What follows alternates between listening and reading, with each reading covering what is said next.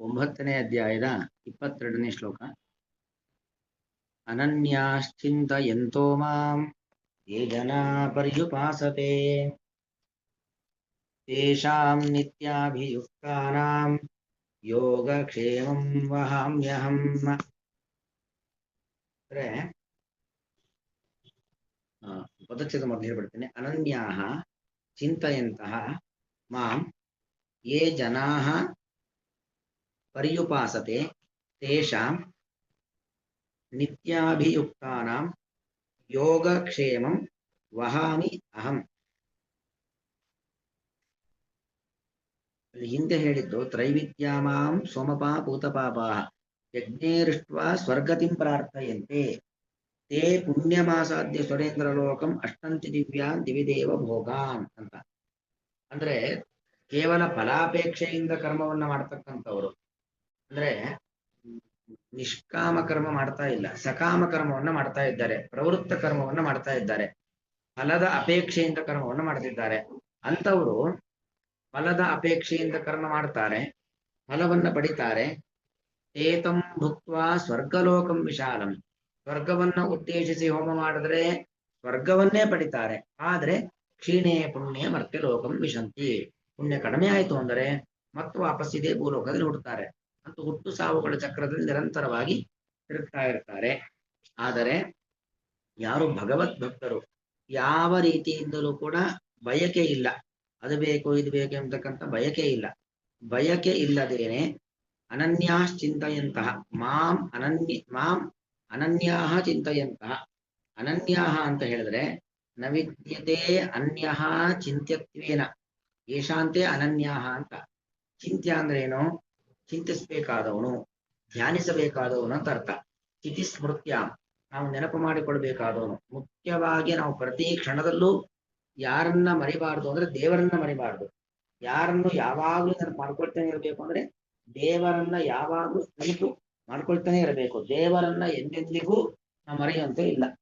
ಈ ಭಾವನೆ ಇಟ್ಕೊಂಡಿರ್ತಾರೆ ಭಗವದ್ ಭಕ್ತರು. ನಿಷ್ಕಾಮ ಕರ್ಮವನ್ನು ಮಾಡತಕ್ಕಂಥವರು ಮುಖ್ಯವಾಗಿ ದೇವರನ್ನ ಮರೆಯಲೇಬಾರದು.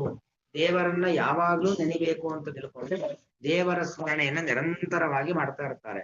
ಮಾಂ ಅನನ್ಯಾಹ ಚಿಂತಯಂತಹ ಮಾಂ ಅನನ್ಯಾಹ ಮಾಂ ಚಿಂತಯಂತಹ. ಅನನ್ಯಾಹ ಅಂದ್ರೆ ಅದು ವ್ಯಕ್ತಿಗಳನ್ನ ಹೇಳ್ತಕ್ಕಂಥ ಶಬ್ದ. ಅಂದ್ರೆ ಅನನ್ಯಾಹ, ಭಗವಂತನನ್ನ ಬಿಟ್ಟು ಬೇರೆ ಯಾರು ಮುಖ್ಯವಾಗಿ ನೆನಪಿಟ್ಕೊಳ್ಳೇಬೇಕಾದವರಲ್ಲ. ಯಾರನ್ನು ನೆನಪಿಟ್ಕೊಳ್ಬೇಕು ಅಂದ್ರೆ ಯಾವಾಗ್ಲೂ ದೇವರನ್ನು ನೆನಪಿಟ್ಕೊಳ್ಬೇಕು. ಯಾರನ್ನು ಯಾವಾಗ ನೆನಪು ಮಾಡ್ಕೊಳ್ಬೇಕು, ಸ್ಮರಣೆ ಮಾಡೋದು, ಧ್ಯಾನ ಮಾಡೋದು ಅಂದ್ರೆ ಭಗವಂತನನ್ನ ಅಂತ ಅರ್ಥ. ಅಲ್ಲಿಗೆ ಬೇರೆ ಎಲ್ಲದರ ಬಗ್ಗೆ ಅತಿಯಾದ ಆಸಕ್ತಿಯನ್ನ ಬಿಟ್ಟು, ಓವರ್ ಅಟ್ಯಾಚ್ಮೆಂಟ್ ಯಾವುದರ ಬಗ್ಗೆನೂ ಇಲ್ಲ. ಯಾವುದರ ಬಗ್ಗೆಯೂ ಅತಿಯಾದ ಒಂದು ಆಸಕ್ತಿ ಇಲ್ಲದೇನೆ ಭಗವಂತನನ್ನೇ ನಿರಂತರವಾಗಿ ನೆನೆಯುತ್ತಾ ಅಂತ ಅರ್ಥ. ಮಾಂ ಅನನ್ಯಾಹ ಮಾಂ ಚಿಂತಯಂತಹ, ನಿರಂತರವಾಗಿ ನನ್ನನ್ನ ಸ್ಮರಣೆ ಮಾಡ್ತಾ, ಯೇ ಜನಾಹ ಪರ್ಯುಪಾಸತೆ ಅಂದ್ರೆ ಪರ್ಯುಪಾಸತೆ, ಉಪಾಸತೆ ಅಂದ್ರೆ ಉಪಾಸನೆ ಮಾಡೋದು, ದೇವತೆಗಳನ್ನ ಆರಾಧನೆ ಮಾಡೋದು, ಭಗವಂತನನ್ನ. ಪರ್ಯುಪಾಸತೆ ಅಂದ್ರೆ ಪರಿ ಅಂದ್ರೆ ಚೆನ್ನಾಗಿ ಅಂತ ಅರ್ಥ. ಅಂದ್ರೆ ಭಕ್ತಿಯ ಉದ್ರೇಕ. ಅಂದ್ರೆ ನಮ್ಮಲ್ಲೂ ಭಕ್ತಿ ಇರುತ್ತೆ, ಸಾಮಾನ್ಯ ಮನುಷ್ಯರಲ್ಲೂ ಭಕ್ತಿ ಇರುತ್ತೆ. ಆ ಭಕ್ತಿ ತಾತ್ಕಾಲಿಕವಾದ ಭಕ್ತಿ. ಆ ಪೂಜೆಯನ್ನು ಮಾಡುವಾಗ, ಏನೋ ಒಂದು ಸ್ಮರಣೆ ಮಾಡುವಾಗ, ಉತ್ತಮ ಕೆಲಸಗಳನ್ನು ಮಾಡುವ ಭಕ್ತಿ, ಮತ್ತು ನಾವು ನಮ್ದೇ ಲೋಕದಲ್ಲಿ ಇರ್ತೀವಿ. ಆದರೆ ಶ್ರೇಷ್ಠ ವ್ಯಕ್ತಿಗಳು, ಮನುಷ್ಯೋತ್ತಮರು ಅಂತ ಯಾರಿರ್ತಾರೆ ಅವ್ರು ಹೇಗಿರ್ತಾರೆ ಅಂದ್ರೆ ಪರ್ಯುಪಾಸತೆ, ಭಕ್ತಿ ಉದ್ರೇಕ. ಭಕ್ತಿ ಉದ್ರೇಕದಿಂದಾಗಿ ಭಗವಂತನನ್ನ ಧ್ಯಾನಿಸ್ತಾರೆ. ಭಕ್ತಿಯ ಉದ್ರೇಕ ಅಂದ್ರೆ ಜಗತ್ತಿನಲ್ಲಿ ಬೇರೆ ಏನಾದ್ರೂ ಗೊತ್ತಾಗೋದಿಲ್ಲ.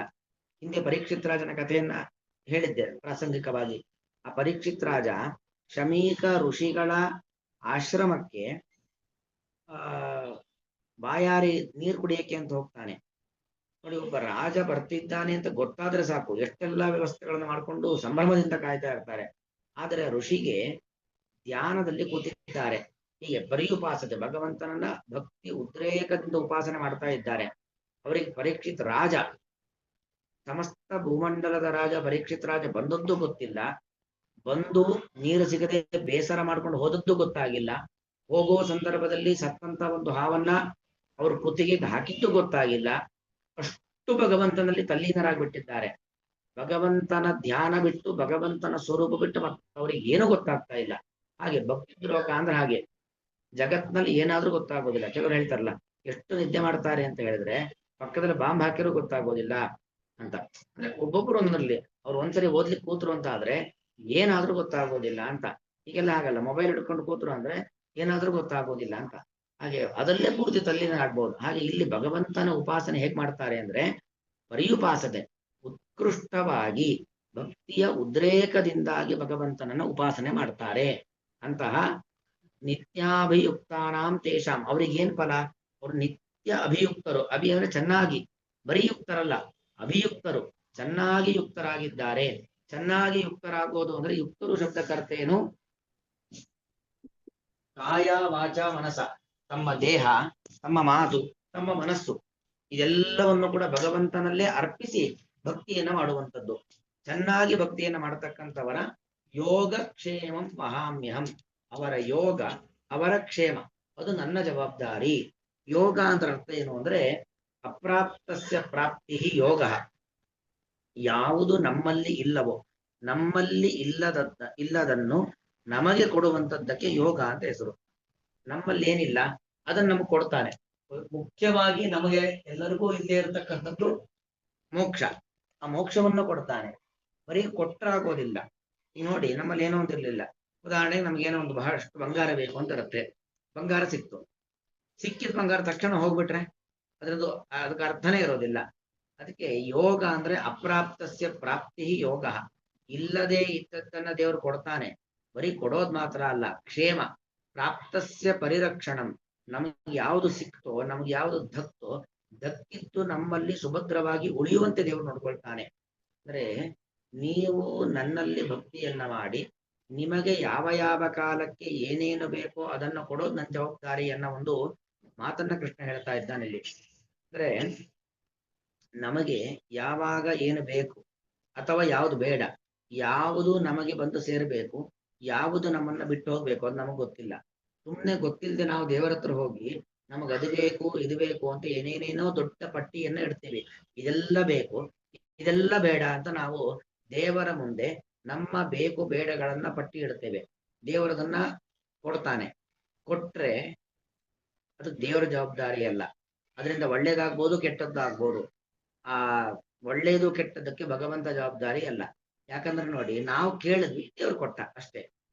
ಅದೇ ನಾವು ದೇವರಲ್ಲಿ ಭಕ್ತಿಯನ್ನ ಮಾತ್ರ ಮಾಡಿ, ಭಗವಂತ ನಾನು ಮಾಡುತ್ತಿರುವಂತ ಈ ಒಂದು ಧರ್ಮಾಚರಣೆಯಿಂದ ನೀನು ತೃಪ್ತನಾಗು, ಇಷ್ಟೇ, ಭಗವಂತ ತೃಪ್ತನಾದ ಸಾಕಪ್ಪ ಅನ್ನೋ ಭಾವನೆಯನ್ನು ಇಟ್ಕೊಂಡು ಭಕ್ತಿ ಮಾಡಿದ್ರೆ ಇಷ್ಟೇ ನಮ್ಮ ಭಾವನೆ ಹೊರತು ಬೇರೆ ಏನು ಭಾವನೆ ಇಲ್ಲ.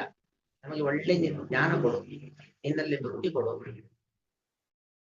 ವಿರಕ್ತಿಯನ್ನು ಕೊಡು, ಇಷ್ಟೇ ಭಾವನೆಯನ್ನೇ ಇಟ್ಟುಕೊಂಡು ಬೇರೆ ಯಾವುದು ಅದು ಬೇಕು ಇದು ಬೇಕು ಅವನು ಬೇಕು ಇವಳು ಬೇಡ ಅಂತ ಈ ತರ ಏನು ಪಟ್ಟಿಗಳನ್ನ ದೇವರ ಮುಂದೆ ಹಿಡಿದು ಭಕ್ತಿಯನ್ನ ಮಾಡಿದ್ವಿ ಅಂತಾದ್ರೆ ಭಗವಂತ ನಮಗೆ ಯಾವುದು ನಮಗೆ ಬೇಕು, ಯಾವುದರಿಂದ ನಮಗೆ ಒಳ್ಳೇದಾಗುತ್ತೋ ಅದನ್ನು ಕೊಡ್ತಾನೆ. ಯಾವುದರಿಂದ ನಮ್ಗೆ ಕೆಟ್ಟದ್ದಾಗುತ್ತೋ ಅದನ್ನ ನಮ್ಮಿಂದ ದೂರ ಮಾಡ್ತಾನೆ. ನಮ್ಗಷ್ಟೇ ಬೇಕಾಗಿದ್ದಲ್ವಾ? ಬೇಕಾದದ್ದು ನಮ್ಮನ್ನ ಬಂದು ಸೇರಬೇಕು. ನಮಗೆ ಬೇಡದೇ ಇದ್ದದ್ದು, ನಮ್ಗೆ ಯಾವ್ದ್ರಿಂದ ತೊಂದರೆ ಆಗತ್ತೋ ಅದು ನಮ್ಮನ್ನು ಬಿಟ್ಟು ಹೋಗ್ಬೇಕು. ಅದನ್ನ ದೇವ್ರು ನೋಡ್ಕೊಳ್ತಾನೆ. ಅದಕ್ಕೋಸ್ಕರ ಕೃಷ್ಣ ತೇಷಾಂ ನಿತ್ಯಾಭಿಯುಕ್ತಾನಾಂ ಯೋಗಕ್ಷೇಮಂ ಮಹಾಮ್ಯಹಂ, ಯಾರ್ಯಾರಿಗೆ ಯಾವ ಯಾವ ಕಾಲದಲ್ಲಿ ಏನ್ ಬೇಕೋ ಅದನ್ನ ಕೊಡೋದು, ಬೇಡದೇ ಇದ್ದದನ್ನ ಕಿತ್ತು ಹಾಕೋದು, ಅದೆಲ್ಲ ನನ್ನ ಜವಾಬ್ದಾರಿ ಅಂತ. ಅಲ್ಲಿಗೆ ಎಷ್ಟು ನಾವು ಭಗವಂತನಲ್ಲಿ ಭಕ್ತಿಯನ್ನ ಮಾಡ್ತೀವೋ ಅಷ್ಟು ಭಗವಂತ ನಮ್ಮನ್ನ ಉತ್ತಮವಾದ ರೀತಿಯಲ್ಲಿ ನೋಡ್ಕೊಳ್ತಾ ಹೋಗ್ತಾನೆ. ಒಂದು ತಾಯಿ ಒಂದು ಮಗುವನ್ನ ಕಣ್ಣಿನ ರೆಪ್ಪೆ ಕಣ್ಣನ್ನ ನೋಡಿಕೊಳ್ಳುವಂತೆ ಎಷ್ಟೇ ವೇಗವಾಗಿ ಏನೋ ಒಂದು ಬಂದು ನಮ್ಮ ಕಣ್ಣಿಗೆ ಒಂದು ಧೂಳು ಬಿಡ್ಲಿಕ್ಕೆ ಬರಲಿ, ಒಂದು ಹುಳನೋ ಧೂಳೋ ನೊಣನೋ ಸೊಳ್ಳೆನೋ, ತಕ್ಷಣ ಕಣ್ಣಿನ ಕಣ್ಣು ಮುಚ್ಚಿಬಿಡುತ್ತೆ. ಕಣ್ಣಿನ ಗುಡ್ಡೆಗೆ ಏನೂ ಆಗ್ಲಿಕ್ಕೆ ಬಿಡೋದಿಲ್ಲ. ಹಾಗೆ ತಾಯಿ ಮಗುವನ್ನ ಹಾಗೆ ನೋಡ್ಕೊಳ್ತಾಳೆ ಅಂತ. ಹಾಗೆ ಭಗವಂತ ನಮ್ಮನ್ನ ಕಾಪಾಡ್ತಾನೆ. ನಮಗೆ ಯಾವುದರಿಂದ ಅಪವಾದ ಕೂಡಲೇ ಅದನ್ನ ದೂರ ಓಡಿಸ್ಬಿಡ್ತಾನೆ. ಯಾವುದು ನಮಗೆ ಒಳ್ಳೇದು, ಯಾವುದರಿಂದ ನಮ್ಗೆ ಒಳ್ಳೇದಾಗತ್ತೆ ಅದು ನಮ್ಮಲ್ಲೇ ಇರುವಂತೆ ದೇವರು ನೋಡ್ಕೊಳ್ತಾನೆ. ಇದು ಭಗವಂತನಲ್ಲಿ ಇರತಕ್ಕಂಥ ದಿವ್ಯವಾದ ಶಕ್ತಿ. ಅದರಿಂದ ನಾವೇನ್ ಮಾಡ್ಬೇಕು ಅಂದ್ರೆ ಭಗವಂತನ ಆರಾಧನೆ ಮಾಡಬೇಕು, ಭಗವಂತನಲ್ಲಿ ಭಕ್ತಿ ಮಾಡಬೇಕು. ಭಗವಂತ ನಿನ್ನ ಅನುಗ್ರಹ ನಮ್ಮ ಮೇಲೆ ಸದಾ ಇರಲಿ ಅಂತ ಪ್ರಾರ್ಥನೆ ಮಾಡ್ಬೇಕು. ಇಷ್ಟೇ ಮಾಡ್ಬೇಕು ಹೊರತು ಅದು ಬೇಕು ಇದು ಬೇಡ ಅಂತ ಹೇಳಿ ನಮ್ಮ ಒಂದು ಬಯಕೆಯ ಪಟ್ಟಿಗಳನ್ನ ದೇವರ ಮುಂದೆ ಇಡುವಂತ ಕೆಲಸವನ್ನ ಮಾಡಬಾರದು. ಹೀಗೆ ಯಾರು ಭಗವತ್ ಭಕ್ತರಾಗಿದ್ದು ನಿಷ್ಕಾಮ ಕರ್ಮಗಳನ್ನ ಮಾಡ್ತಾರೋ, ಫಲಾಪೇಕ್ಷೆ ಇಲ್ಲದೆ ಕರ್ಮವನ್ನ ಮಾಡಿ ಕೇವಲ ಭಗವಂತನ ಅನುಗ್ರಹವನ್ನ ಮಾತ್ರ ಪ್ರಾರ್ಥಿಸ್ತಾರೋ ಅಂತವರ ಯೋಗಕ್ಷೇಮದ ಜವಾಬ್ದಾರಿ ನಂದು. ಯೋಗಕ್ಷೇಮದ ಜವಾಬ್ದಾರಿ ಅಂತ ಹೇಳಿದ್ರೆ ಇಲ್ಲದೆ ಇದ್ದದ್ದನ್ನು ಕೊಡೋದು ಯೋಗ, ಕೊಟ್ಟದ್ದನ್ನು ಸಂರಕ್ಷಣೆ ಮಾಡುವಂಥದ್ದು, ನಮ್ಮಲ್ಲೇ ಉಳಿಯುವಂತದ್ದು ಕ್ಷೇಮ.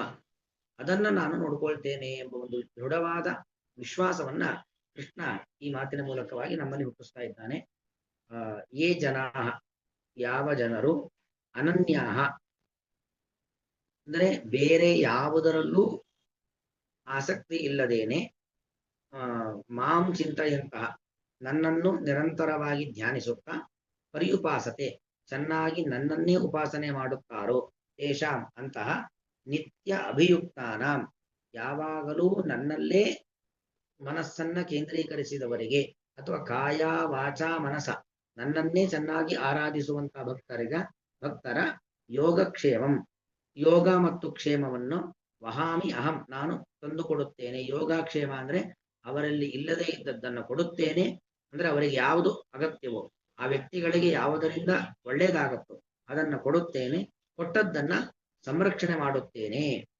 ಅನನ್ಯಾಶ್ಚಿಂತಯಂತೋ ಮಾಂ ಯೇ ಜನಾ ಪರ್ಯುಪಾಸತೆ ತೇಷಾಂ ನಿತ್ಯಾಭಿಯುಕ್ತಾನಾಂ ಯೋಗಕ್ಷೇಮಂ ವಹಾಮ್ಯಹಂ.